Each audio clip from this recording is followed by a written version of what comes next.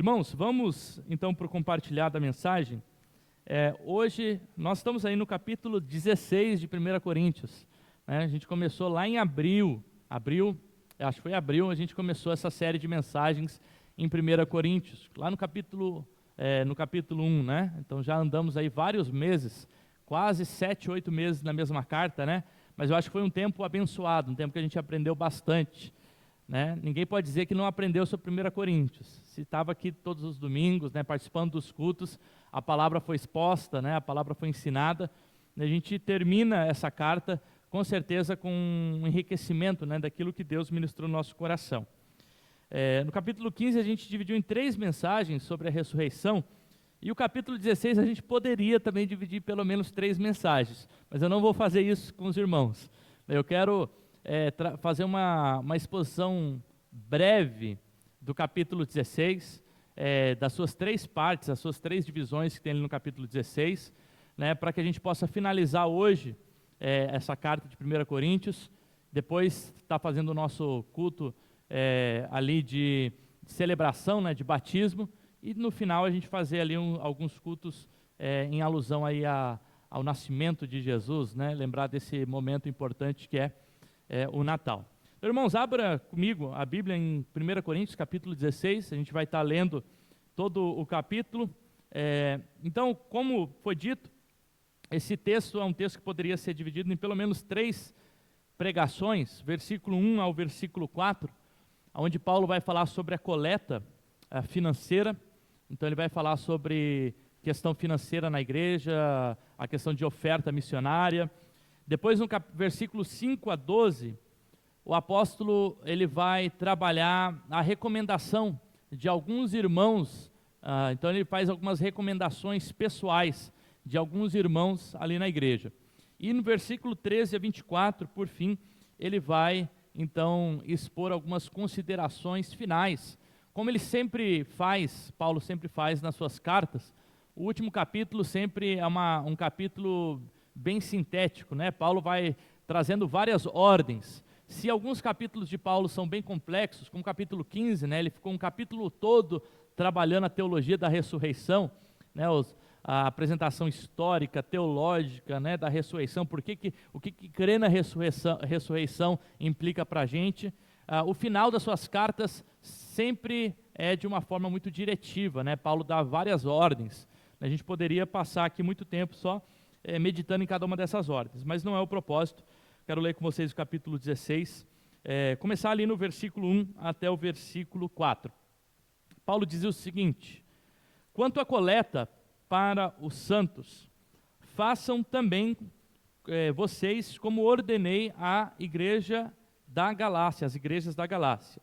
No primeiro dia da semana, cada um de vocês separe uma quantia conforme a sua prosperidade e vá juntando para que não seja necessário fazer coletas quando eu for. E quando eu tiver chegado, enviarei com cartas aqueles que vocês aprovarem, para que levem a oferta de vocês a Jerusalém. Se for conveniente que eu também vá, eles irão comigo. Então o capítulo desenvolve aqui recomendações acerca da coleta, acerca de recomendações pessoais e outras recomendações gerais, e tudo gira em torno da temática da mutualidade, da hospitalidade e do amor que deve ser vivido em comunidade. Nesse capítulo a gente tem vários temas interessantes, como por exemplo, Paulo vai expor a adoração que acontecia no primeiro dia da semana, o domingo, né, instituído como o dia oficial do culto, né, já na igreja primitiva. Paulo vai trazer alguns conselhos acerca das questões financeiras para a igreja, a teologia da doação, métodos evangelísticos de como fazer discipulado. Ele vai fazer a recomendação de alguns irmãos da igreja. Além disso, ele também vai fazer a recomendação para a sujeição aos líderes da igreja, ou como se deve tratar os líderes da igreja. E por fim, ele finaliza ali falando justamente alguns conselhos mais práticos dessa comunidade. É bem interessante que a transição que Paulo faz do capítulo 15 para o 16 é uma transição muito ela acontece de uma forma muito abrupta. O capítulo 15 é um capítulo muito teórico, um capítulo muito denso, um capítulo onde ele vai trabalhar questões teológicas da ressurreição. A gente passou 3 semanas aqui estudando o capítulo 15 de 1 Coríntios. E de repente Paulo começa na praticidade, né? Ele começa com conselhos práticos. Não tem muito, ele vira a chave ali e já começa a dar alguns conselhos práticos para a igreja. Isso é interessante porque a teologia da igreja, o estudo, o enriquecimento teológico da igreja, não pode andar desassociado com a prática da comunidade. A forma com que a gente enxerga a fé tem que ter a ver com também as práticas, ou aquilo que a gente faz da nossa fé. Então a prática, a praxis, e a teologia, elas andam sempre de braços juntos, dados, e caminham juntos. Então Paulo começa aqui falando sobre a questão da coleta financeira nessa igreja, e uma coleta espontânea, uma coleta específica para algum motivo. E ele começa dizendo ali que é a coleta para os santos. Ele já denomina então que o assunto que ele vai tratar, o assunto financeiro que ele precisa tratar com aquela comunidade, tem a ver com a ajuda de pessoas de uma outra comunidade, de uma outra igreja, ou de um outro local, que precisa de um apoio financeiro dessa comunidade. E Paulo, ele está falando, a gente está ali no versículo 6, ele fala que essa oferta, que vocês levem a oferta à cidade de onde que é? De Jerusalém. E se a gente acompanhar lá no livro de Atos, a gente vai ver que a cidade de Jerusalém, ela passa por uma época de fome na década de 40 e 50, onde a cidade é empobrecida pelas questões políticas ou pela administração política da cidade. E aí isso fez com que muitos daquela cidade, ou que a taxa de pobreza daquela cidade fosse muito alta. Então os estudiosos vão dizer que a cidade de Jerusalém tinha muitas pessoas que eram convertidas, ou se converteram ao cristianismo, e elas precisavam então do apoio da igreja. Por quê? Porque os judeus que eram conversos ali ao judaísmo, ou que praticavam o judaísmo, que experimentavam de uma pobreza, eles eram apoiados pelos judeus. Os judeus tinham modos de coletas que ajudavam os mais empobrecidos, que ajudavam os mais pobres. Mas, de acordo com alguns historiadores, o que acontece é que quando essas pessoas que eram judeus se convertiam ao cristianismo, eles deixavam de receber esse provento da religião judaica, então eles começavam a ter necessidades financeiras. Então Paulo vai tratar aqui de um assunto extremamente importante para ele, que é um assunto da coleta financeira, e da coleta financeira em favor dos santos, em favor dos pobres da igreja de Jerusalém. Lá em Atos 11, versículo 27 a 30, a gente tem um contexto do que estava acontecendo. Naqueles dias, alguns profetas foram para Jerusalém, de Jerusalém para Antioquia, e apresentando-nos um chamado Ágapo, dava a entender pelo Espírito que haveria uma grande fome em todo o mundo, e essa fome veio nos dias do imperador Cláudio. Então o texto ele traz ali um pouco sobre esse contexto de fome da cidade de Jerusalém. É interessante que esses primeiros versos trazem recomendações paulinas acerca da coleta financeira dentro da comunidade, da oferta. E eu acho que essa forma da gente abordar o texto expositivamente, ela é importante porque a gente não vai fugir de assuntos. Paulo também não fugia de assuntos. A gente vê aqui que ele já chega na igreja falando, olha, eu preciso falar sobre dinheiro para vocês, eu preciso falar sobre questões financeiras. Então isso que a gente faz quando a gente, no momento de dízimo, a gente expõe a situação da igreja, como está a coleta da igreja, como está a questão de entradas e saídas dentro da igreja, essa transparência que a gente procura ter, é uma transparência que a gente entende que é uma transparência bíblica, porque o próprio apóstolo Paulo, ele tratava as questões financeiras com muita transparência. Ele tratava as questões financeiras com muita responsabilidade. né? Aqui a gente não tem o contexto do dízimo, né? Paulo não está falando do dízimo, ele está falando de ofertas alçadas, e essas ofertas alçadas, o texto vai trazer que tem dois propósitos principais, né? Paulo vai falar dessa igreja, que essa igreja precisava o ajudar, e depois a gente vai ver isso no texto, a poder ir para a cidade, né, fazer as suas viagens missionárias.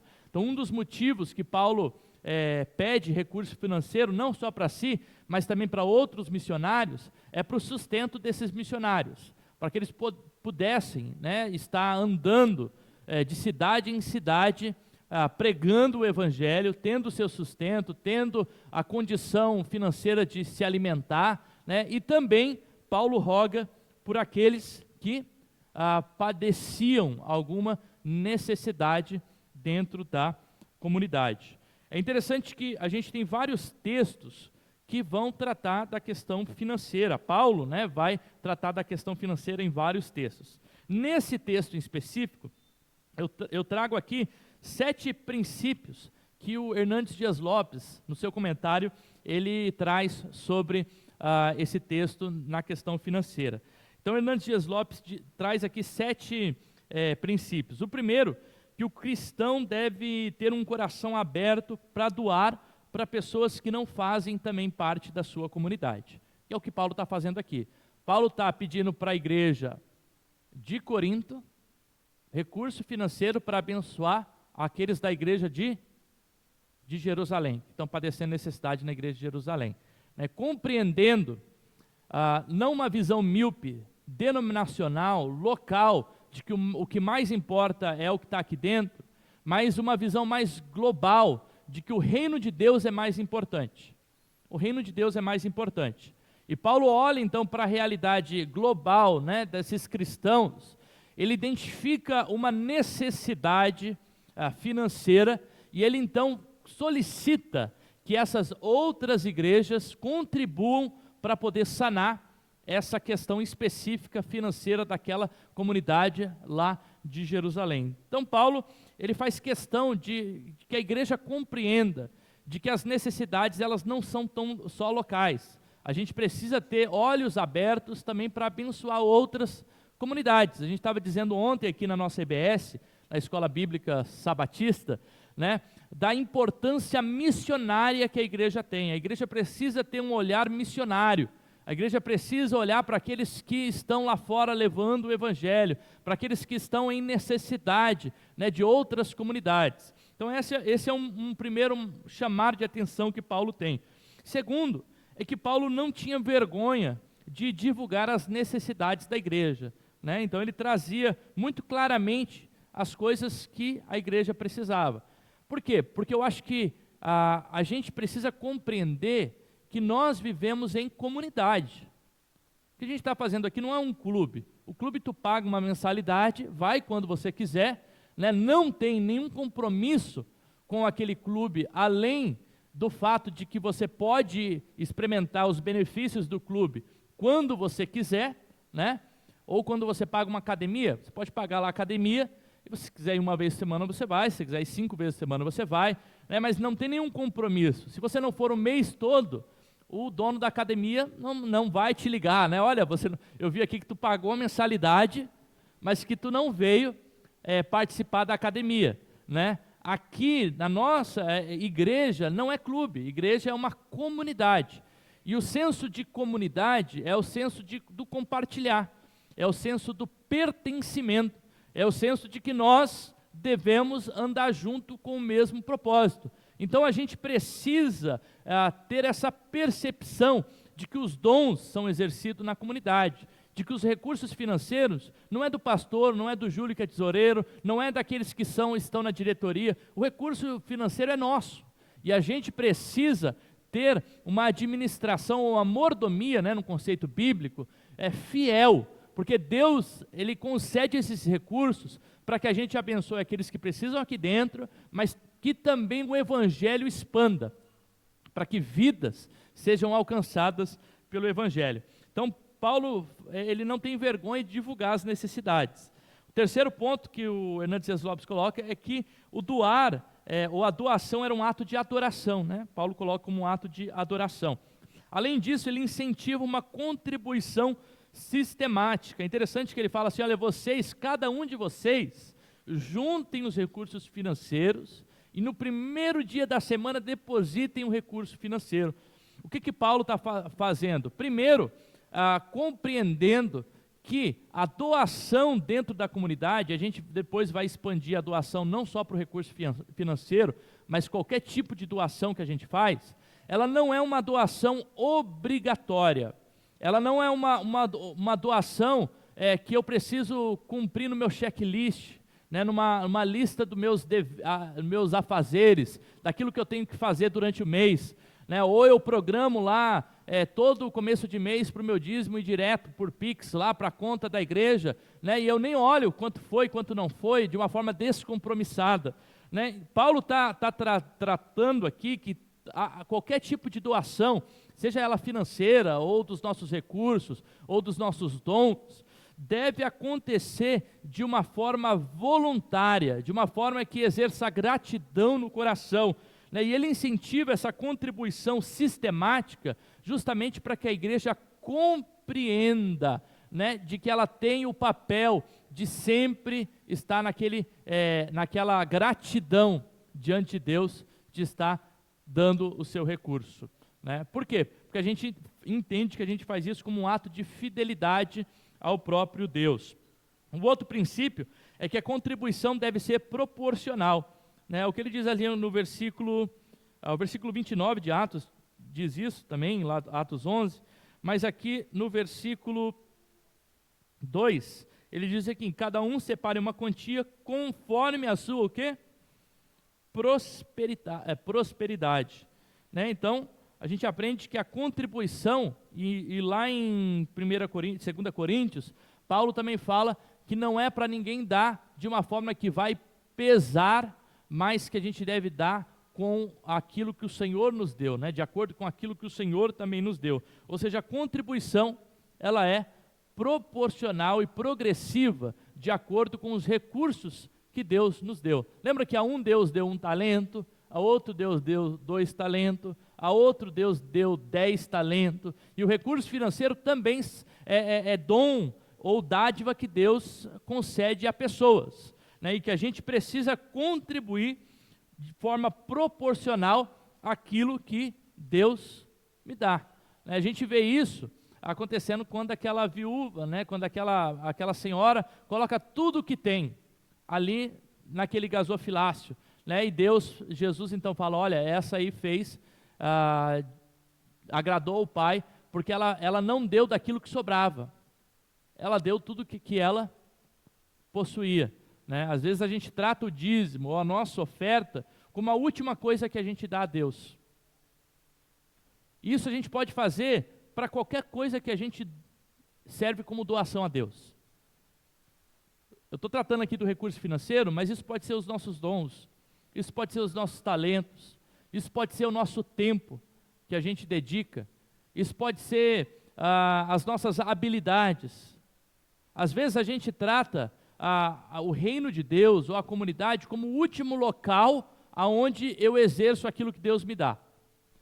Então eu pago tudo que eu tenho, e aí se sobrar, eu dou lá R$1, R$2, né, daquilo que sobrou, só para ter aquele senso de obrigação de que eu fiz. Mesma coisa com o tempo, né? Eu gasto 15 horas por dia trabalhando, né, e às vezes sobra 1 minuto lá, 2 minutos, eu vou ler a Bíblia. Para quê? Para ter esse senso de obrigação cumprido no meu coração. Percebe o quanto isso é danoso? E começa a construir uma espiritualidade, que é uma espiritualidade, que não é uma espiritualidade integral a Deus, uma espiritualidade, né, que o Paulo está dizendo aqui, que surge da espontaneidade, que surge da liberdade, que surge de um coração alegre. A gente coloca ali, ó, cada um contribua com alegria, que surja justamente desse coração que está disposto a oferecer a Deus. A contribuição, o sexto princípio, deve ser para o privilégio de todos, né? Paulo fala que todos contribuem e todos são abençoados. E o sétimo, o dinheiro administrado deve ser administrado com transparência, que é o que Paulo faz aqui. Só para citar alguns outros textos, aqui é bem interessante, que como Paulo ele trata a questão da oferta ou do recurso financeiro dentro da comunidade. 2 Coríntios 8, 7, a oferta ou o recurso financeiro é um ato de bondade e de generosidade. Eu vou citar o texto, não vou estar lendo ele na íntegra, mas se quiser anotar aí e ler depois, então a gente vê lá em 2 Coríntios 8, 7, que a oferta que a gente dá a Deus deve ser uma oferta da bondade e da generosidade do nosso coração. Se lá no Antigo Testamento o dízimo, né, e havia pelo menos 3 tipos de dízimos diferentes, né, se os dízimos que haviam lá no Antigo Testamento era algo que a lei prescrevia e era uma obrigação do judeu, no Novo Testamento a gente vê o princípio da bondade, o princípio da generosidade. Deus espera que os nossos recursos, sejam eles financeiros, de tempo ou de dons, sejam ofertados a Deus a partir da bondade e generosidade do nosso coração. Além disso, 2 Coríntios 8, 4, 9, 1, Romanos 15, 25, Romanos 15, 31, trata a oferta ou a coleta, a doação, como um ato de serviço a Deus. E a palavra aí que é utilizada para serviço é diaconia. A gente tem os diáconos na igreja, né? O diácono é aquele que serve, né? A oferta nesses textos é visto como um ato de serviço a Deus, de prestar um serviço a próprio Deus. Em Romanos 15, 26, a oferta é vista como um ato de comunhão e de solidariedade. Né? Olha que interessante, comunhão e de solidariedade. Romanos 15, 26. É um ato de mutualidade e não um ato de dependência. É um ato que acontece a partir da ideia de que aquele recurso, ele é um recurso para abençoar aqueles da própria comunidade. Além disso, 2 Coríntios 9, 5 diz que a oferta é um ato de gratidão a Deus, né? De alegria, de graças a Deus. Semana passada a gente teve um culto de ação de graças, onde a gente ofereceu graças a Deus, né? E aqui em 2 Coríntios 9, 5 diz que a nossa oferta é um ato de gratidão a Deus. E por fim, 2 Coríntios 9, 12 diz que a oferta também é um ato de culto, né? Ou de liturgia, um ato de adoração ao próprio Deus. Então a gente tem diversos trechos nas cartas paulinas, como 1 Coríntios 16 aqui, Romanos 15, 2 Coríntios 8, 2 Coríntios 9, Gálatas 2, que tratam a respeito da importância da coleta ou dos recursos financeiros dentro da própria comunidade. Eu sei que talvez esse não seja o tema mais agradável, né, de se ouvir. A gente vem para um culto de domingo, às vezes a gente não quer ouvir sobre questões financeiras. Mas quando a gente está numa exposição da palavra de Deus, capítulo por capítulo, a gente precisa tratar de todas as temáticas, entendendo que todas elas são espirituais. E o nosso recurso financeiro, ou aquilo que a gente faz com o nosso recurso financeiro, também é espiritual, né? Diz alguém que você quer conhecer uma pessoa, veja onde que ela coloca o seu dinheiro e o seu tempo, né?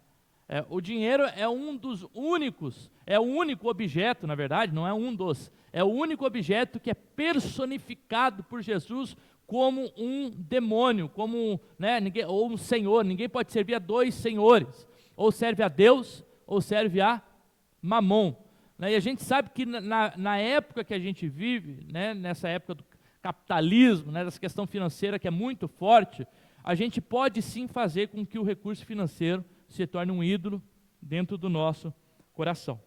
Então esse é o primeiro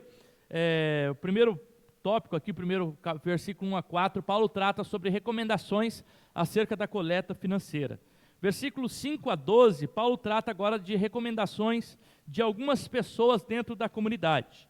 E Paulo diz o seguinte, versículo 5: Eu irei visitar vocês por ocasião da minha passagem pela Macedônia, porque eu devo passar pela Macedônia, e bem pode ser que eu demore, ou mesmo que passe o inverno com vocês, para que vocês me encaminhem nas viagens que eu tenho que fazer, porque não quero agora ver vocês apenas de passagem, pois espero permanecer também algum tempo com vocês, se o Senhor permitir.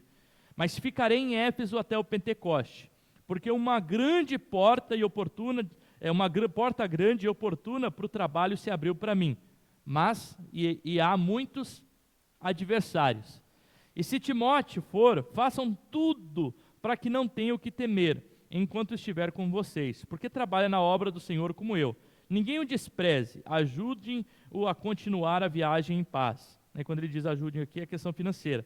Para que também venha até aqui, visto que o espero com os irmãos. Quanto ao irmão Apolo, muito lhe recomendo que fosse visitar vocês em companhia dos irmãos. Mas ele não quis ir de jeito nenhum agora, porém, quando tiver oportunidade. Então, Paulo agora, ele faz algumas recomendações, né? E 3 recomendações aqui que me saltam aos olhos. É a recomendação quanto à questão do seu tempo, do seu planejamento de vida. Recomendação acerca de uma oportunidade ou de uma porta que o Senhor abriu.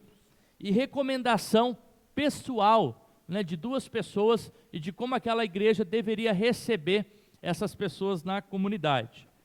Quanto à questão do tempo, é interessante que para Paulo, né, a questão do tempo é algo muito importante. Paulo deseja passar pela igreja de Corinto, mas ele diz, eu não quero passar pela igreja de Corinto apenas por um pequeno tempo, mas eu quero estar um tempo maior com vocês. Isso porque Paulo, ele era um apóstolo, evangelista, missionário nato, e que nos locais aonde ele instituía a comunidade, ele não apenas instituía aquela comunidade, mas ele também mentoreava, pastoreava e discipulava aquela comunidade. É o que ele está fazendo na igreja de Corinto quando ele escreve essa carta, né? Ele está tratando de temas importantes para aquela comunidade.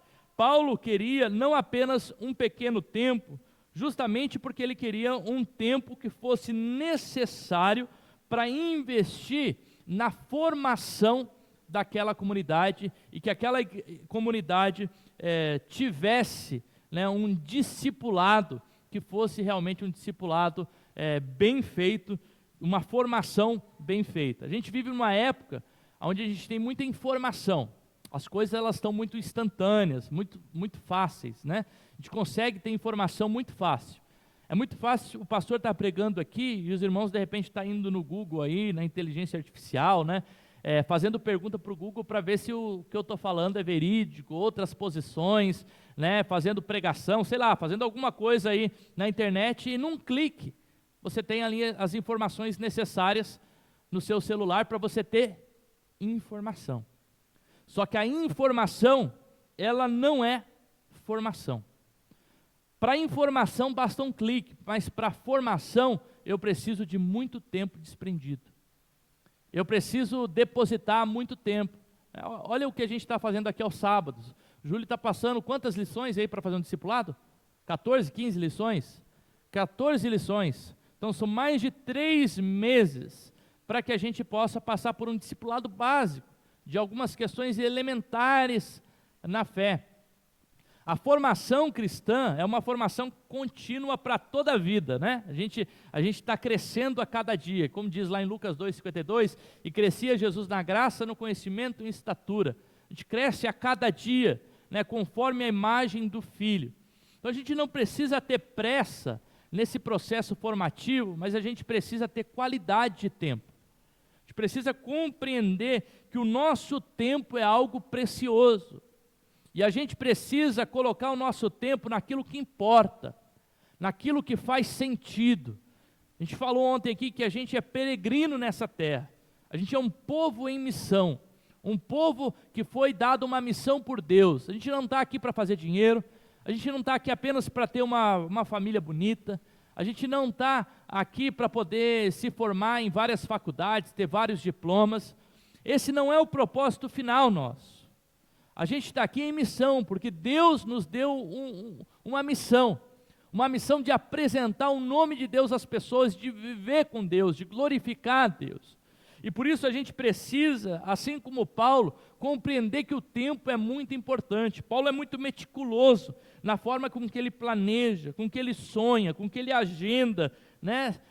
Claro, sempre deixando a abertura principal, aquilo que o Espírito Espírito conduz, né? Paulo está lá na igreja e de repente ele tem um sonho, né? Passa lá para Macedônia que estão precisando de você, né? Automaticamente ele já pega aquela visão e fala, não, eu preciso porque Deus está me mandando para Macedônia, né? Eu preciso ir lá.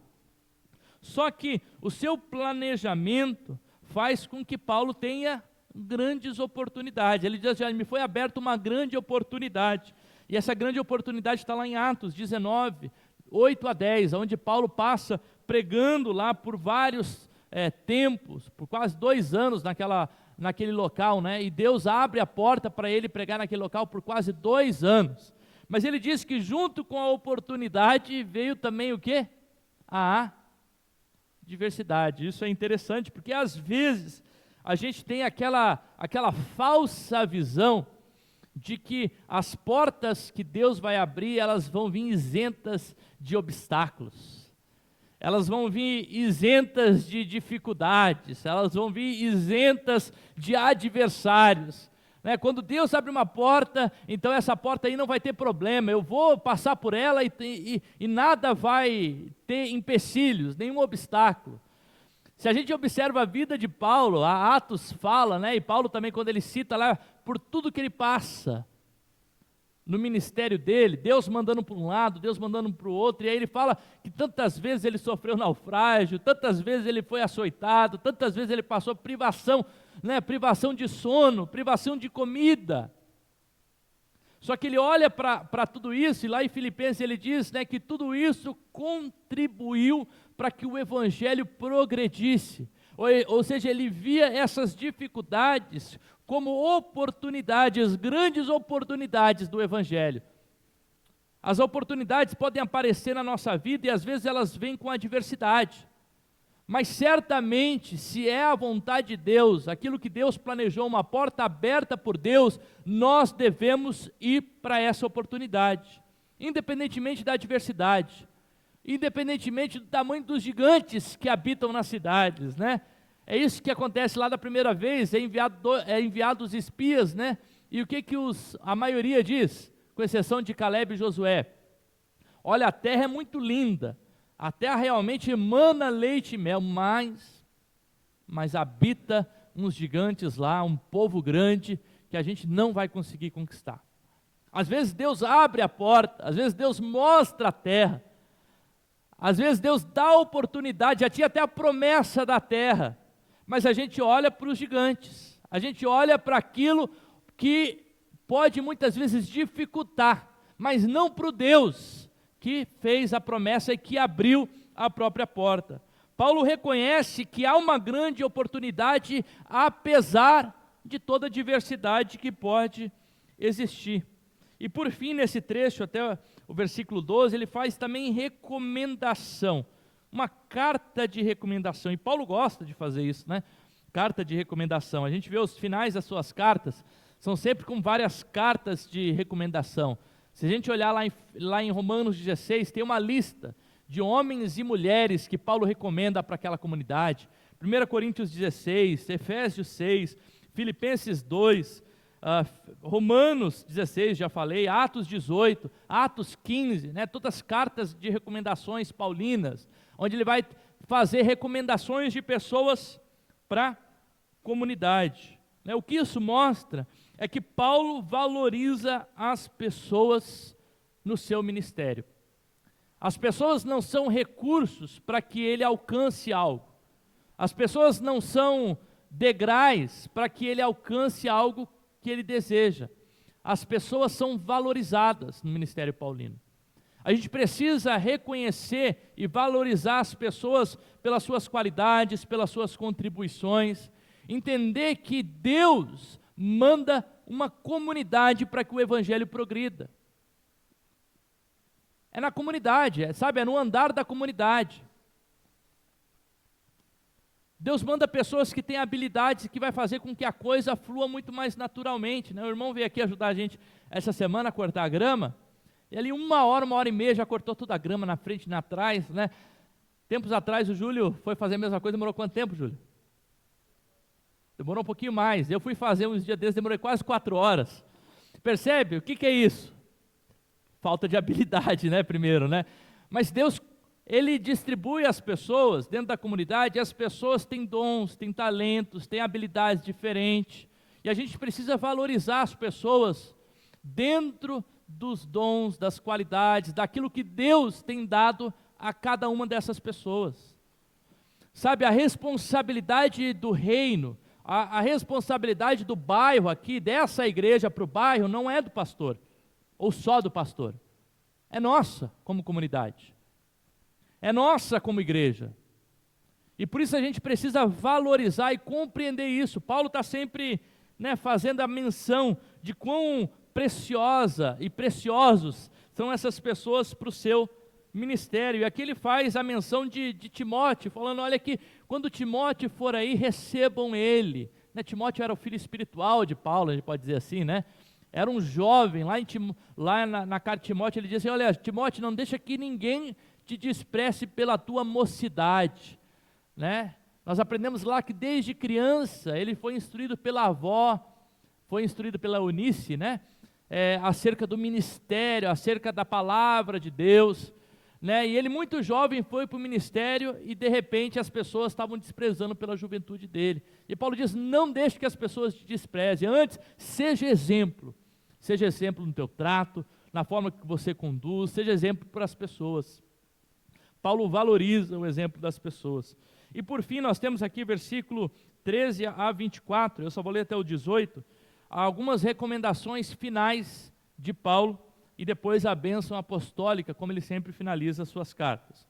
Ele diz o seguinte, fiquem alertas, permaneçam firmes na fé, mostrem coragem, sejam fortes, façam tudo com amor. Lembra que eu falei que Paulo normalmente finaliza suas cartas com várias recomendações, Cada uma dessa aqui a gente poderia dar uma pregação aqui, sobre o que é ficar alerta, permanecer firme na fé, mas Paulo ele faz de uma forma muito geral, e a gente vai fazer isso também aqui, versículo 15, agora irmãos, eu peço a vocês o seguinte, os membros da casa de Estéfanas são primícias da Acaia, e eles se consagraram ao serviço dos santos, portanto sujeitem as pessoas como eles, bem como a todos aquele que é cooperador e obreiro. Alegro-me com a vinda de Estéfanas, de Fortunato e de Acaico, porque eles supriram aquilo que faltava da parte de vocês, trouxeram refrigério ao meu espírito e ao de vocês também, deem devido reconhecimento a homens como esses. Primeiro Paulo, utilizando a linguagem militar aqui, no versículo 13, ele dá alguns imperativos, algumas recomendações, melhor dizendo, para essas pessoas. Ele fala, olha, eu estou finalizando aqui, mas lembrem, fiquem alertas, permaneçam firmes, mostrem coragem diante da vida, sejam fortes e por fim façam tudo por amor. Ele finaliza esses comandos a partir desse comando do amor, que para Paulo talvez é o comando mais importante. É o que ele diz lá em 1 Coríntios 13, a gente viu esses dias, Olha, começa lá no versículo 31 do capítulo 12, dizendo, e agora eu passo a mostrar para vocês um caminho mais excelente. E ele passa um capítulo inteiro falando da supremacia do amor, o quanto que os dons, se eles forem exercidos sem o amor, eles não valem de nada. E aqui Paulo está dizendo a mesma coisa, vocês precisam ficarem alertas, ficarem firmes, mostrar coragem, sejam fortes, mas façam tudo isso em amor, façam tudo isso com base no amor, e não é no amor pessoal, o amor que nós temos, mas é o amor que Cristo produz no nosso coração. É o amor que é esperado lá em 1 Coríntios 13, que tem toda a definição, o amor que tudo sofre, que tudo crê, que tudo espera, que a gente viu algumas semanas atrás. E depois, Paulo faz uma recomendação acerca do trato com a liderança. Ele fala primeiro sobre aqueles da casa de Estéfanas, que se consagraram ao serviço, e depois ele cita mais 3 pessoas, falando da importância de se sujeitar aos líderes e dar o devido reconhecimento também ao trabalho dos líderes.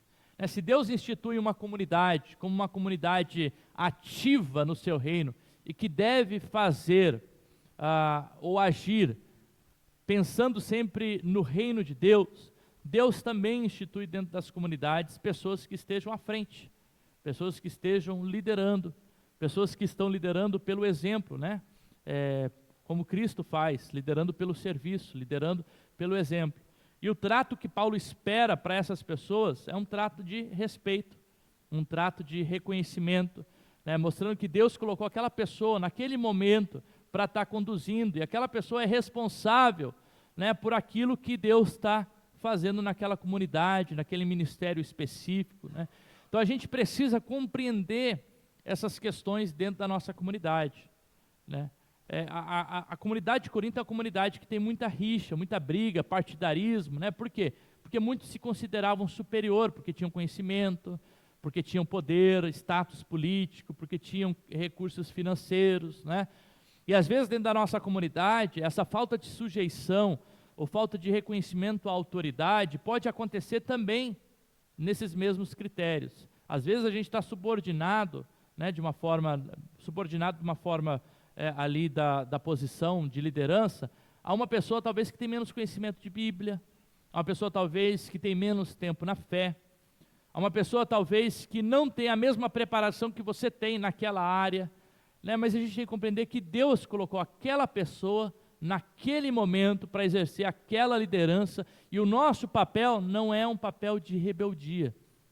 Antes, é um papel de compreender, respeitar a liderança, cooperar com a liderança, para que a gente possa andar junto, no mesmo propósito, né, naquilo que Deus planeja. Para finalizar, eu quero ler apenas com vocês os versículos 19 a 24, e aí a gente finaliza o capítulo 16, que diz o seguinte: as igrejas da província da Ásia mandam saudações. Também Áquila e Priscila mandam cordiais saudações no Senhor. Lembra que a primeira vez que Paulo teve lá na igreja de Corinto, onde que ele se hospedou? Na casa de quem? Da Áquila e da Priscila, né? Ou do Áquila, né, e da Priscila, que curiosamente têm a mesma profissão que o próprio apóstolo Paulo, né? E ele diz o seguinte: também Áquila e Priscila mandam cordiais saudações juntamente com a igreja que se reúne na casa deles. Lembrando, né, nessa época as igrejas não se reuniam nos templos aqui, né? Então até a questão da manutenção do templo, a gente vai ver que Paulo não fala sobre manutenção de templo, né, ou oferta para manutenção de templo. Isso não existia quando Paulo está escrevendo isso. As igrejas estão se reunindo nas casas, né? E por isso que as ofertas, elas estão custeando os missionários que estão indo, fazendo, e as ofertas também estão custeando aqueles menos favorecidos da comunidade. E aí todos os irmãos mandam saudações. Saúdem uns aos outros com um beijo santo. A gente pode contextualizar, né, com um abraço santo, né, com um aperto de mão santo, né? Lá no contexto judaico é o beijo santo, né, o ósculo santo que eles dizem, né? Alguns vão dizer que é um beijo no queixo, outros vão dizer que é um selinho, né? Mas era uma forma cultural, religiosa, de mostrar apreciação e afeto, né? Hoje, na nossa comunidade, a gente mostra isso com um abraço, né, com um aperto de mão, né? Então, contextualizando o texto aqui, né? E aí ele diz assim: eu, Paulo, escrevo a saudação de próprio punho, né? Isso é interessante também porque a gente entende que as cartas paulinas possivelmente não foram escritas ali pelo próprio apóstolo Paulo, mas que Paulo tinha amanuenses ou escribas, que conforme Paulo ditava essas cartas, esses escribas copiavam a carta. E aí Paulo tinha algo muito comum nas suas cartas, de, nas últimas frases da carta, colocar ali, escrever com o próprio punho e autenticar, como se dando validade àquele documento, dizendo: fui eu quem ditei esse documento, né? Isso porque, possivelmente, lembra que Paulo ele ora a Deus para tirar o espinho na carne que ele tinha 3 vezes, ele diz que Deus não tirou, e aquele espinho na carne esbofeteava ele para mostrar quem ele era perante Deus, né? Paulo tem um texto que fala sobre esse espinho na carne, e os estudiosos vão dizer que o espinho na carne possivelmente foi uma cegueira, né? Uma deficiência na visão que Paulo teve em decorrência com a sua visão. Lá em Atos 9, quando ele se encontra com Jesus a caminho de Damasco, lembra que ele fica cego? Ele não restitui toda a visão, né? Foi como uma marca que o próprio Deus deixou nele para deixar marcado aquele encontro que ele teve com Jesus, né? Então Paulo tinha uma deficiência de visão, e aí ele escreve agora o final da carta com o próprio punho, e ele diz então: se alguém não ama o Senhor, seja maldito. Maranata, a graça do Senhor esteja com vocês, o meu amor esteja com todos vocês em Cristo Jesus. Então aqui, final aqui do capítulo 16, a gente tem várias recomendações paulinas sobre o culto, né? Sobre a forma de trato, recomendações sobre coleta, recomendações sobre irmãos, sobre oportunidades, o uso do tempo, recomendações sobre o nosso trato com autoridades, né? Paulo deixa várias recomendações para a gente pensar aí como igreja, né? Que Deus possa estar trabalhando aí no nosso coração por meio dessa mensagem, e que a gente consiga, né, ao ler esses textos, também aplicar, né, entender a nossa responsabilidade, que a gente seja, né, Paulo ele escreve cartas de recomendação de outros irmãos para outras comunidades, né? Que a gente seja essas cartas vivas de recomendação escrita pelo próprio Deus, né?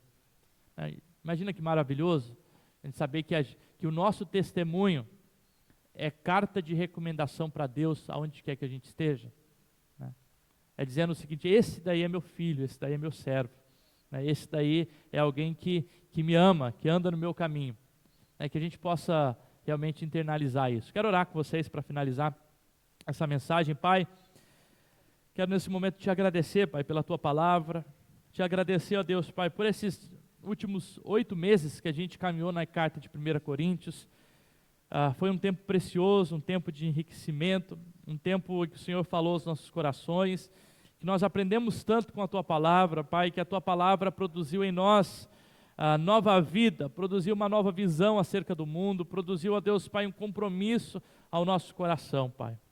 Nesse momento, Pai, nós queremos colocar a nossa vida, que o Senhor possa nos ajudar, Pai, a ouvir as recomendações de Paulo, quanto às questões financeiras, quanto à questão do uso do nosso tempo, das oportunidades que se abrem na nossa vida, ó Deus, de sermos testemunhas e recomendações do próprio Deus, para onde quer que o Senhor nos coloque, ó Deus, Pai, do respeito às autoridades, que a gente possa compreender essa palavra, não apenas como uma recomendação de Paulo para a igreja de Corinto, mas como uma recomendação que o Senhor faz para a gente como comunidade, para a gente compreender aquilo que o Senhor quer falar aos nossos corações, ó Pai. Essa é a minha oração no nome do Senhor Jesus Cristo. Amém.